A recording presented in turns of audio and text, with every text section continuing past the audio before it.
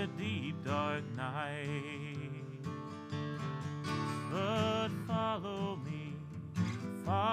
me outside into the moonlight.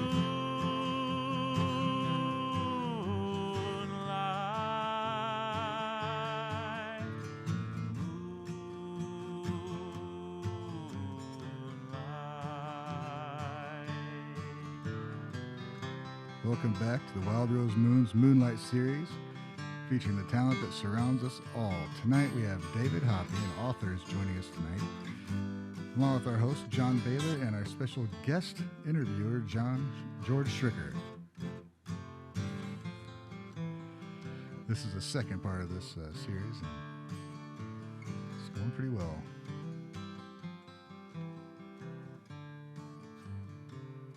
Okay, George. Hey, we're here back with Moonlight number 2 with David Hoppe, Indiana author of numerous books and articles. Your articles in Nouveau, Right. right? And that was called, what was that book called? Because I have that on my shelf. Oh, Personal Indianapolis. Personal Indianapolis. Yeah. And this one is called MidCentury Boy that we're talking about here. That's right. And it is a memoir. Mm-hmm. It's subtitled My Suburban Childhood from Ike to the Beatles. Yes, from 1950 to 1964. Yeah, and I was just telling John Baylor that who wrote that beautiful intro song that sounded very 50s, kind of cool and I don't know, kind of relaxed. Yeah, yeah. You know, a little. The 50s may have been cool. I don't know how relaxed they were. Oh, that's true. That's true. But you know, I'm just talking about the jazz stuff. Yeah. Oh, yeah. Yeah. Absolutely. Right. Anyway, it's lovely music to be talking about the 50s, and I wanted you to read a passage for me. Would you introduce the passage and? Sure. This actually takes place after the main action in the book. This takes place on the night before I'm going to go to college, and I'm walking through the old neighborhood in Mount Prospect, Illinois, the suburb where we grew up, with a good school friend of mine. Yes, yes. And we're both about to take off for another world. And his name in the book is Perry. And Okay. Mount Prospect, Perry said, stood between us and our experience of the larger world. It was like a cocoon. I thought Perry was right. But he was right in the way kids are often right, with all his acuity trained on what was in front of him. What I doubt either of us could appreciate was the great improvisation our town had been. Suburbs like Mount Prospect were experiments in middle-class living on a scale no one had seen before. Never had so many people been included in the middle class. As long as they were white, it didn't matter where they came from. The sheer newness of everything made many of these settlers feel protective. They'd never had it so good, and they didn't want to lose it. Although many of the new suburbanites would have scoffed at the idea, they were survivors. They'd been uprooted by war and vigorously shaken. Most knew someone who never came back. President Roosevelt signed the GI Bill in 1944, making money, lots of it, available to anyone called to active duty for 120 days. You could pay for college and get a loan to start a business. If you bought a new house, like all those being built in the suburbs, low-interest mortgages were available, with no money down. Some accused the government of social engineering. Others fretted about a Marxist redistribution of wealth. Most eligible veterans didn't care what it was called. They took what the government offered like it was owed them. America had never treated returning veterans this well. In Indianapolis, for example, the locals responsible for paying veterans' benefits after World War I diverted the money to erect an enormous war memorial. By the time the Great Depression set in, so many veterans had been stiffed, they created an encampment in view of the White House. President Hoover accused them of being communist agitators and sent General Douglas MacArthur, the same MacArthur who quoted a campfire song about being an old soldier, to burn their tents and run them out of town. Franklin Roosevelt, then a candidate for president, rightly predicted this would finish Hoover. FDR was determined not to make the same mistake.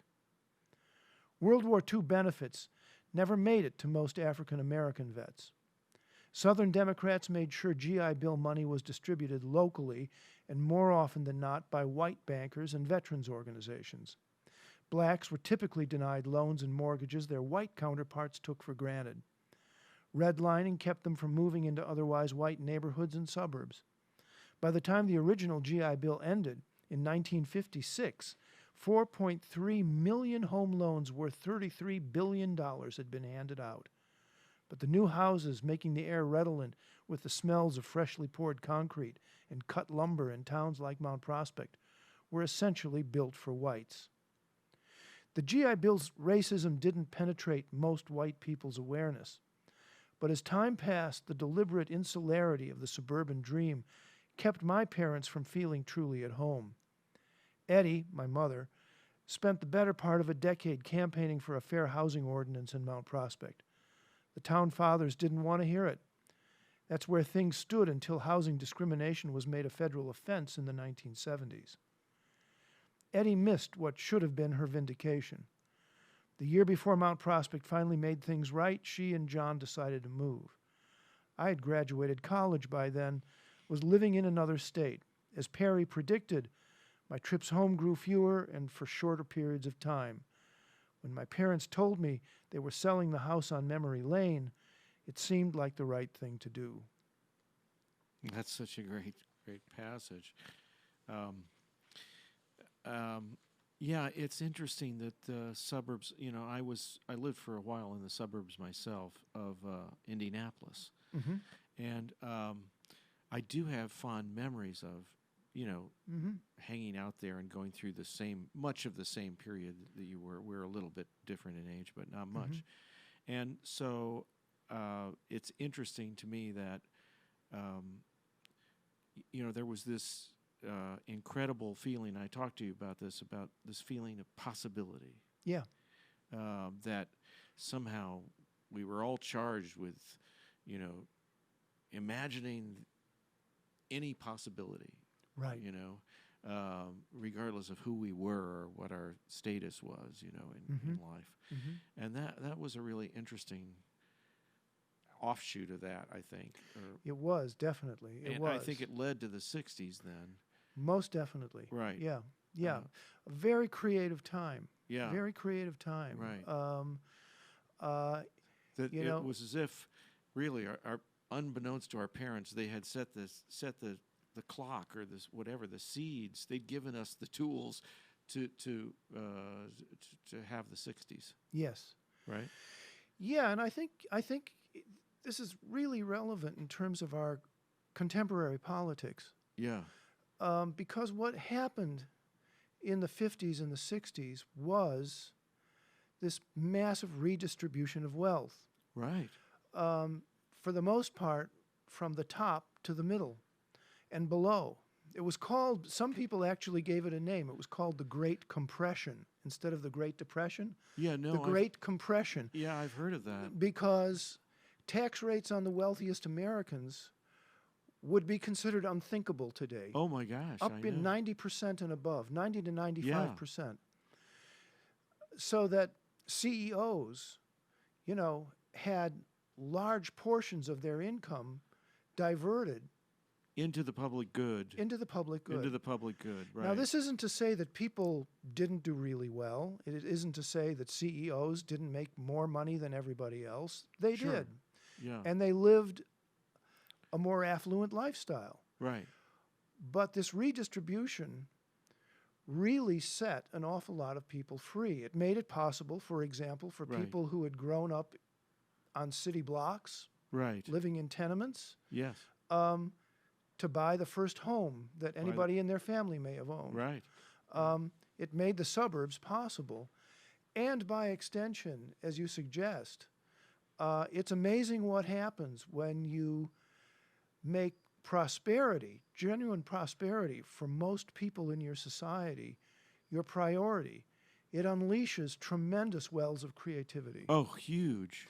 And that's Huge. what happened. That's what happened in the 60s. Yeah. And it's interesting now when we can't even imagine or discuss tax rates like we had in the 50s and 60s. Right, right. Tax rates, by the way, that were ruled over by a Republican president, Dwight Eisenhower. I know. Yeah. Those rates now are unthinkable. I know. Yep. And so it's really interesting. But don't you think that part of that, David, is, and I'm sorry for interrupting, is that part of that is that, you know, the war itself, I agree FDR was a huge player, but the war itself had produced, you know, so many different people going to war and, and so many from so many families and so many communities in World War II that, in a sense, that was the thing that kind of set the stage to allow for this period of time when things loosened up. Yeah. And there was this sense of, hey, let's reward all these people who saved our country and thereby saved our corporations. Most definitely. Right? Most definitely. So there was this sort of, there was this agreement. Corporations said, oh, this is okay because you just saved our butts, you know. It's really important to remember that when the war broke out, in the midst of a Great Depression, for an awful lot of the guys, and they were guys, boys really, who were drafted into service, they were getting 3 meals a day for the first time in their lives. Right. They had better jobs in the Army than they'd been able to get outside the Army. Right. And they learned all kinds of new skills. Yes, they did. And the Army was a huge skills. It was a place to go to learn skills. But a point I want to come back to is that in terms of our contemporary politics, the creative wellspring that this redistribution created that produced the 60s, for an awful lot of people, that was not such good news. And I think we've been wrestling with it ever since. There is a political unwillingness now in this country to do the kind of wealth redistribution that took place in the 50s and 60s. Because, quite frankly, they don't want to see the 60s happen again. They don't want that much consciousness. I think that's true. There, right? I think that's true. Yeah. Well, you know, I being a person who really has believed in peace my whole life, you know, just believe that just makes so much sense. Yeah. You know, and it just seems to make the most sense. Well, why aren't we just peaceful? Yeah. Why don't we understand that peace is where it's at, you know? I think from a certain perspective, it's a lot better when people are going to college to become engineers and doctors and lawyers than when they're going to become artists and English majors and historians and ethicists. Right, and people thinking about why we're here and thinking about how we can help each other too. You know, I think about all those various pioneers in their fields, Margaret Mead and just tremendous people doing great work. And, you know, part of that in those people who came out of that time evolved out of the time we're talking about. Well, it's interesting you mentioned Margaret Mead because she was best friends with Mary Langmuir Essex. Yes. Who was the woman who presided over the Vassar Summer Institute. Oh, yeah. Why don't you read from that? My parents took me to when I was a little kid. Yeah, I was going to want you to read from the Vassar thing. Sure. That's a cool section. And again, about this whole push, like, education was important. You know, it was like, wow, this is something we should really do to expand our sense of ourselves in our world. You know, so we didn't just think about ourselves, but we thought about others as well. And we thought about how we're all interconnected. Here we go. This begins, I'm writing about my grandmother, Martha, and my step-grandfather, Len. Martha and Len didn't want to be called Grandma and Grandpa. Harry and Lorene had already staked that claim. Those were my dad's parents. Right. Besides, Martha found those names a little creaky. Now, when I look at pictures of she and Len from this time, I can see why. Neither looks the part. They're in the late bloom of middle age, enjoying their mature romance. Photographed in their first home in Falls Church, Virginia, they both wear heavy plaid shirts as if to welcome a less traditional era. So Martha dubbed herself Mimi, and Len became Tide, a Welsh term for grandfather passed along by Alex Essex, a doctor from Wales who was married to Dr. Mary Fisher Langmuir, the Vassar program's founder. Mary Essex was one of Martha's oldest friends. If Mary had been a man, she would probably have been as well known as Dr. Spock. She was a revolutionary in the field of child psychology, counted Margaret Mead and Eleanor Roosevelt among her peers. Mary was a progressive thinker in the tradition of Chicago reformer Jane Addams, someone who understood that mind, matter, and spirit were all parts of a whole. Democracy not only begins in the home, Mary wrote, but is kept alive and nourished there. Democracy is a faith, a way of life, and not a system. It can survive and exist only in a nation of free, individual, and cherished homes.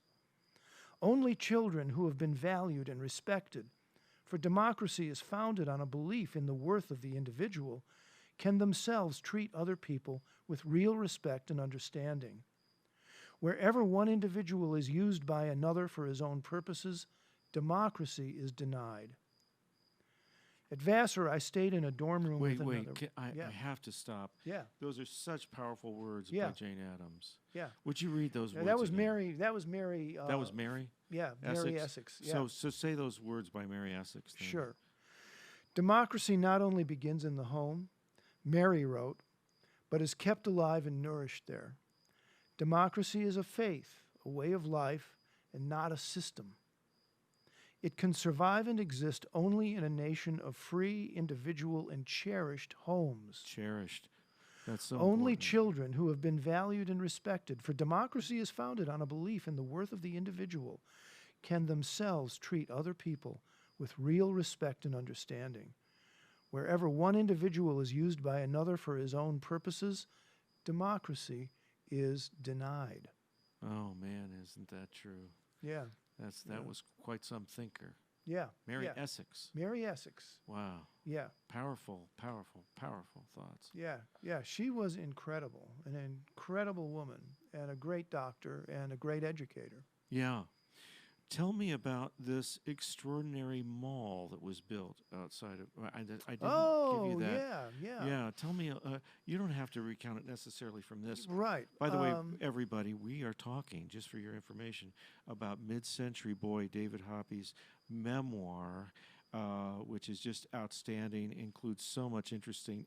If anybody has been through this period, or approximately, or close to this period, this is a great book because it's got so much great stuff in it, and stuff that you'll recognize and know because David does such a great job of delineating the cultural kinds of milieu, the cultural milieu of the times, by talking about various things like movie houses and movies and other kinds of things that are in that period that you'll all recognize. So it's a very, very interesting. Thank you. And you can get it at Amazon. Yes, at Amazon. Yeah. The great beast. Yeah. I am actually going to order a couple copies for friends, so I'm That's really great. Thank you. excited about that. Well, you asked about Randhurst. Right. And Randhurst was built in Mount Prospect in the early 60s.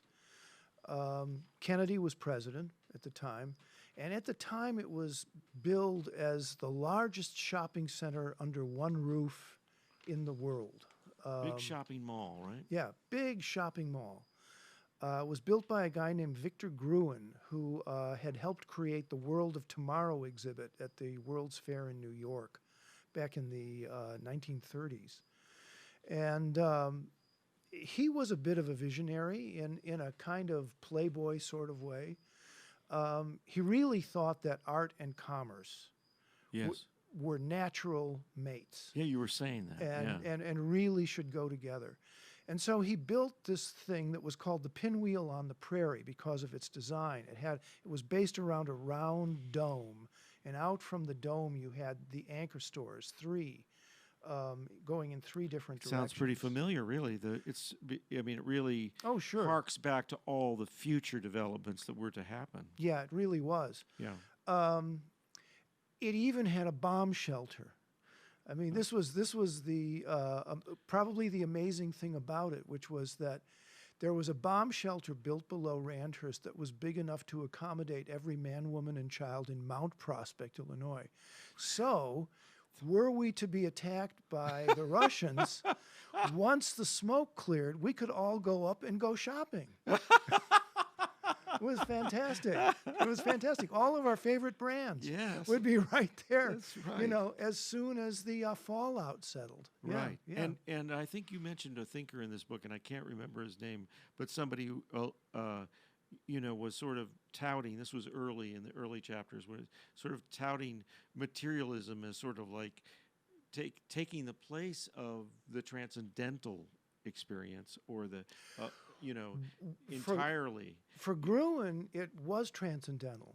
Yeah, Right. right. It really was transcendental. And he saw the shopping mall as being the new agora or town center, the town square. I see. Yeah, sure. And he included that space in Randhurst.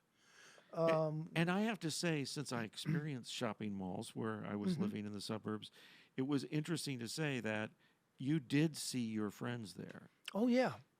It was a kind of town center. Well, as one of my best friends said, when Randhurst first opened, all of us in Mount Prospect were first allowed to go on guided tours. And so our families were taken on guided tours. And one of my best friends went on not one, but two guided tours of Randhurst. And as he passed my house on the way home from Randhurst with his mom, I called out to him, "Bill, did you have to go to Randhurst?" And he said, "You don't have to go to Randhurst. You get to go." Yeah. That sounds right.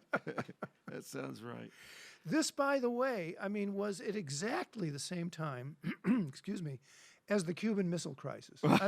Randhurst opens, and within weeks, the absurdity of it. The Cuban Missile Crisis takes place. Right. Which, of course, potentially made that bomb shelter a really handy civic amenity. Yeah, right. Yeah. Just in time. No kidding. Yeah. And not only that, it drew a target.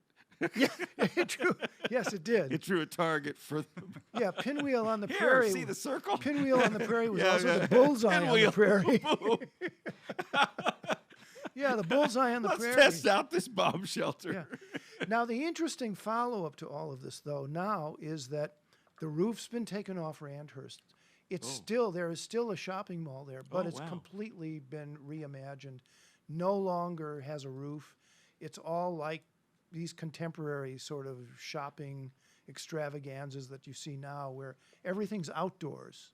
Yeah. And it's meant to look kind of like a faux town. Right. And so you drive everywhere. And it doesn't resemble Randhurst at all. And I have no idea what's become of the bomb shelter. Wow. Hey, I was wondering if you could read a section. We haven't read this section, I don't think, that covers the Kennedy assassination. Oh, sure. Yeah. Do you know what I'm talking about? And it'd be like page one, between 136, 139, 141, somewhere around there. Yeah, I've got it. Okay. Would you read that section, especially about, the experience of your being in class and all that kind of thing? Yeah. I think that's such a universal feeling of people who live through the time. I think so. They all, many of them know exactly where they were when this transpired. It's a hinge. It's a before and after. It's BC and AD in terms of what was going on in America up to that. And in terms of the narrative of this book, it's kind of like there's what happened before the Kennedy assassination and there's what happens afterwards. Right. And you can see all the things that Kennedy is doing that set him up to be assassinated. Yeah. Basically. Yeah. Wants to pull out of Vietnam, right? Yeah. Wants to pull out of Vietnam and working on civil rights and all those kinds of things. Yeah. That's just too much. And it's very interesting. I mean, we're still living with the Oh yeah, it's right here. with the repercussions of this. It's real interesting that Bob Dylan has just released, in this past few months, a 14-minute song all about the Kennedy assassination. Murder Most Foul. Yeah, And, because it's fascinating. because it's like you say, the hinge point. Yeah, and clearly he's been meditating on this for 50 years. Right. Yeah. Powerful song. I was wrestling with seventh grade English, where Mrs. Ryder, my sixth grade teacher, encouraged my writing. My new teacher, Miss Hutchinson, reserved judgment. She was a younger woman, tall, with anxious eyes and a brittle disposition. Miss Hutchinson was a stickler when it came to the parts of speech. Her approach to teaching English was not unlike Dr. McLeod's mechanical brain. Every sentence was put together like an erector set. I enjoyed our assigned reading. The school year began with William Saroyan's The Human Comedy. Set in a small California town during World War II, Saroyan's novel follows a boy, Homer Macaulay, as he delivers telegrams to his friends and neighbors. This being wartime, many of the telegrams contain news about the deaths of loved ones. Homer is a witness. He sees people brought down by grief and buoyed by good news. Most of all, he comes face to face with the loneliness governing most lives. English was our first class after an early lunch. Chapters from The Human Comedy were assigned for discussion. 25 or 30 of us crowded into the classroom, took our seats, and readied notebooks, papers, and pens. It was Friday, the week before Thanksgiving. The previous Tuesday, President Kennedy had pardoned a turkey on television.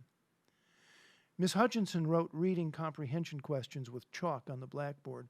Her cursive was impeccable, every letter rounded and slanted just so, the lines of text dead level.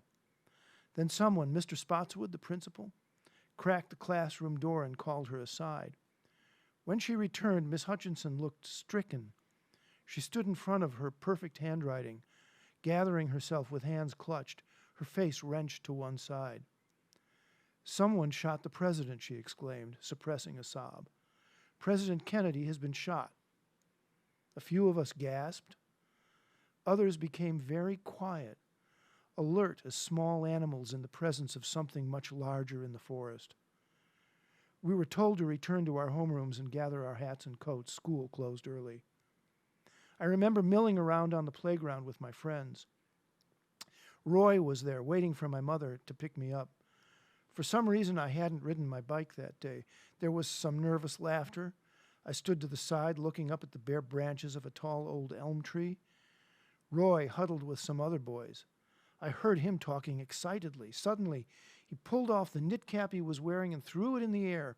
"Barry Goldwater," he hollered, his voice cracking, "for president." 30 years later, my wife and son and I visited family in Dallas. We drove to sites associated with Kennedy's murder, the grassy knoll along the road used by the motorcade, the school book depository building, where assassin Lee Harvey Oswald found a vantage point from which to take aim. There is a permanent exhibition in the school book depository now, commemorating what happened with imagery, artifacts, and excerpts of vintage media coverage. You can peer through the window on the 6th floor to the street below, as Oswald did. Note the steep angle he had to master in order to hit his target, a seemingly impossible intersection of space and time. You realize that, for a rifleman, this had to be one shot in a million, or put another way, dumb luck. That morning, as we parked by the curb and got out of our car in one of downtown Dallas's older sections, I felt little more than the abstracted curiosity one feels before arriving at any historical place. But as soon as the grassy knoll came in view, looking so weirdly familiar, I realized this was, in fact, a pilgrimage. The sidewalk by the road where a bullet exploded the back of President Kennedy's head was a primal destination, the place where everything we kids were taught about our country began to unravel. Wow, I think that that's such a powerful passage, and you've integrated that story so well Thanks. into the history of what was going on, and it's a wonderful book. It's MidCentury Boy. It's a collection of memories, but it's so much more than that. It's more than about the time. It's more than about the place, and it's more than just about you. It's really about a kind of elusive spirit that I think you want to talk about. You want to be able to talk about it in a positive way. It's interesting because you want to say, but it felt so good. Wasn't there something good happening? And there was. There was. There was a lot of good happening. I mean, what's interesting is that so little was done to try and preserve the good that was happening. Yes, that's right. So little was done. And that's really kind of a shame. But what's been interesting is that since the book has been available on Amazon, yes. And so it really has to, and here, it's a book that's published in the midst of a pandemic. Right. I mean, my timing has been impeccable. But what's been happening is that this book seems to be building a kind of community around itself. Oh, I think if you want to know about what's going on right now, read MidCentury Boy. It's a great prelude to exactly what we're going through right now. It explains and it sets the stage, I think, for what's going on in our country. I hope it does. I mean, the intention is not to take a nostalgia bath. Right, I understand. You can't. The intention is to try and that's right. come to terms with why it is this world doesn't exist anymore, why what we found good about that time, and it was a complicated time and a problematic time, and in many ways even a tragic time, but there was this vein of importance, of good intentions, and in some cases realized intentions. And we lost those things. We turned away from those things because, as I said before, we realized that our conception of progress meant that nothing was built to last. And right. And I hope now, when so many people are concerned about what's happened to the middle class and feeling like they've been betrayed somehow, right, that this story helps in some way. Oh, I think it does. Helps in some way to illuminate exactly how this all came to be. Right. And it makes it much clearer. And the extent to which our memories are based on real decisions that were made. The great middle class burgeoning that took place in the 50s and 60s was not an act of nature. It was an act of policy. It was made by leaders in government who made decisions that made it possible. And really, had the best interests of the nation at heart. Yes, yes. I mean, and you felt they had the best interests of the nation at heart. And people were with them because of this, I contend, because of the sacrifice that was made in so many families, sending their kids off to war. Yeah. And I think that was partly you can't the times it allowed that to happen. You can't overestimate the impact that had. No. And then the impact, commensurate impact of the GI Bill, as you pointed out. Right. Just boom, boom. Yeah. That's terrific. Yeah. Well, hey, this is a great book. I don't know. I could go on about it, and we could talk for hours, but we're over schedule, over time.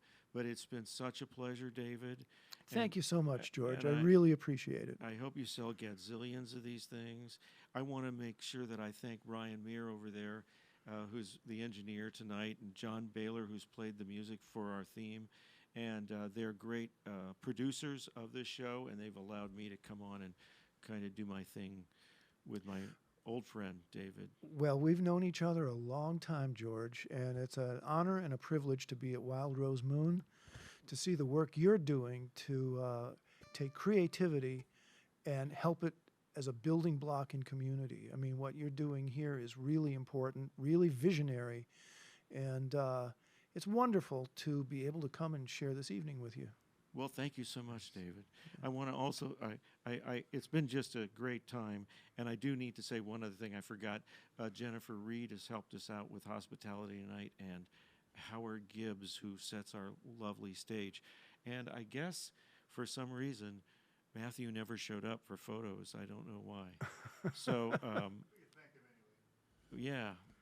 So, but regardless, we had a great talk, David. Thanks so much for coming. Thank you.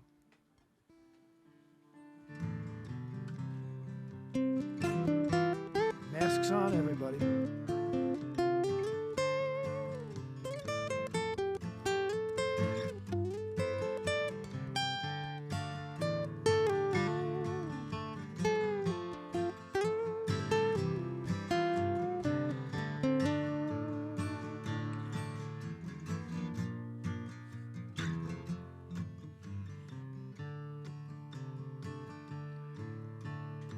Thanks, everybody, for joining us tonight.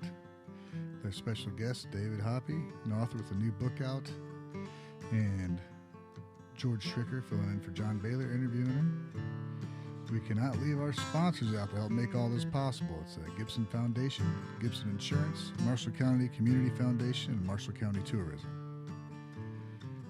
Behind the scenes that makes all this happen, we have George Schricker, John Baylor, Howard Gibb, Matthew Bergmoser, Jennifer Reed. I'm Ryan Muir. Thanks. We'll see you next time.